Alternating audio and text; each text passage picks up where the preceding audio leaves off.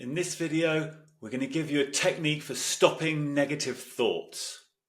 Negative thoughts and negative patterns of thinking are a plague on humanity. And if you suffer from this problem, this video is for you. The exercise that we're going to teach you is called Rewire Your Mind. And it can be practiced every time that you get stuck in a negative thinking pattern. The first thing is to understand what is going on inside our minds.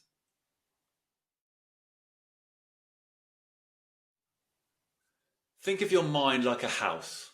You are not your mind. You are pure awareness. Your mind is just a place where you live. And you need to keep your house tidy.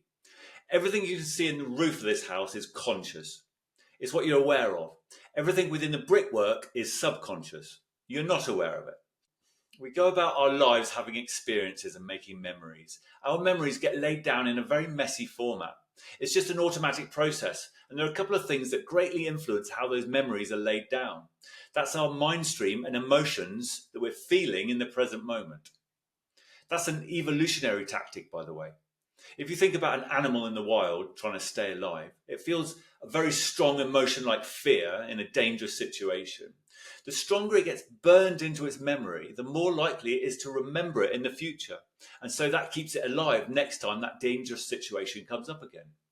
The mind stream is a stream of thoughts that trigger the emotion, and the more we think about something, the more the emotion it brings up.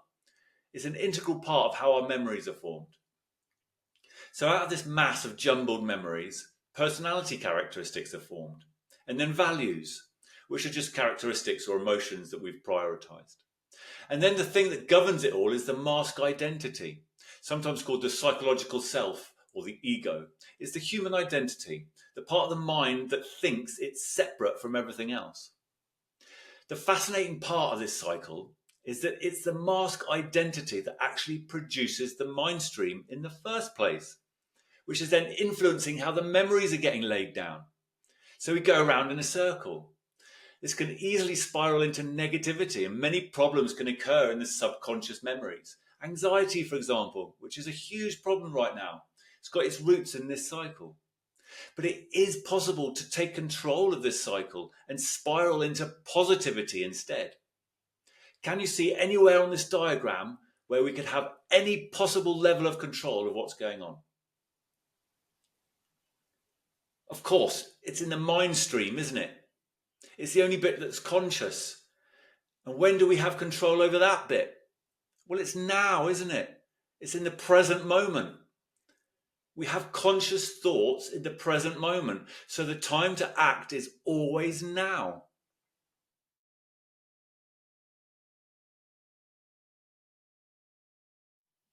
So how do we take control of the mind stream and stop our minds from spiraling into negativity and causing things like anxiety and other repetitive negative thinking patterns?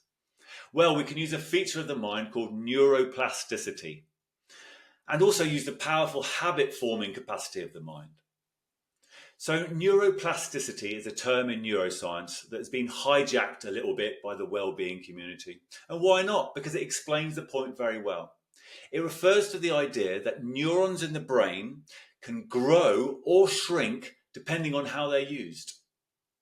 All of our thoughts that we have going through our minds are the results of millions of neurons in the brain all firing off together in little waves of electrical activity.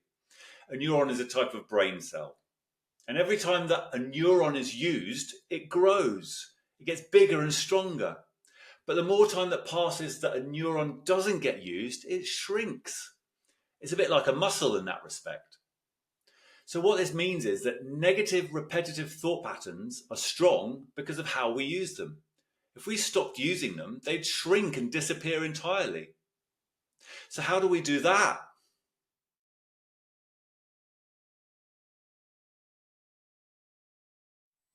This exercise is called Rewire Your Mind, because you're literally taking the wiring of the mind and changing the patterns of wiring. We can use the neuroplasticity of the brain for our own benefit. Remember, the more we use a thought pattern, the more it grows, and the less we use it, the more it shrinks. So the first step in this exercise is to become aware the moment a negative thought pattern arrives. Now, this can be a difficult first step sometimes because we often let thoughts and emotions just steamroll over us without even realizing. So the moment the thoughts start to plague you, become aware of it. That's the time to do something about it. What you need to do is choose an opposite thought pattern and repeat it in your mind over and over. You choose the complete opposite to whatever the negative thoughts are. For example, if the negative thoughts are to do with worrying about what people think of you, choose a phrase like, I don't care what anyone thinks of me. This is called a mantra, by the way. And when you repeat it over and over in your mind, it's called mantra meditation. You focus on nothing else but that mantra. If you can do that, whenever those negative thinking patterns hit you, what you're doing is depriving the neurons of growth that have to do with the negative thoughts, and at the same time increasing the growth of the neurons that have to do with the opposite. So you're reversing the thought pattern. So the negative thinking neurons will shrink and eventually disappear. Now, the key to this exercise is repetition. It won't do anything at all if you only do it now and then. It has to be done every time. We're using the habit-forming function of the brain here. Those negative thought patterns are only habits in the mind, but they took time to build up, years and years of repetitive thinking.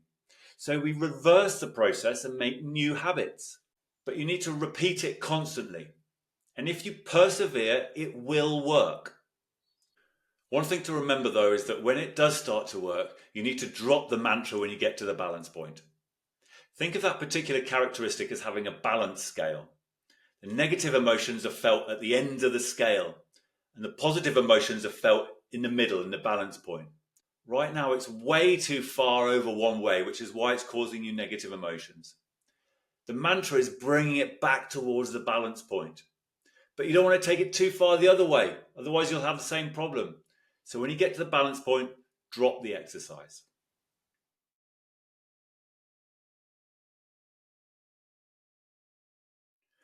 It's possible to actually shape our own personalities into whatever we want them to be.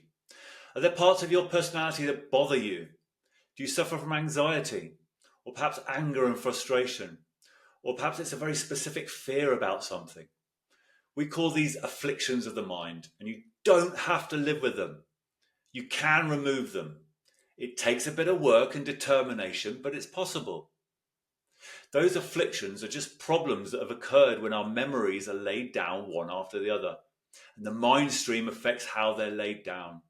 The afflictions are just habits in the mind, habits deep within the subconscious memories. They got there through the process of the mind repeating them over and over and over. And so we can get rid of them using the same method. So you need to write down all of your afflictions that bother you and work on them in turn.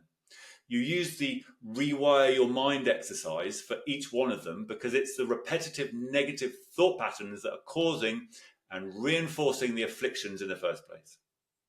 So this is a bit like taking out the trash. You rummage around through your subconscious and you decide what you want to keep and what you want to throw out. Eventually you can smooth out your subconscious mind until it's filled with nothing but healthy characteristics. Now, if you want to supercharge your self-healing, then combine this with breath work and other self-healing techniques that work on all the layers of the human system. That is the route to inner peace. Now, please do check out my other videos on self-healing techniques and let me know if you have any questions in the comments.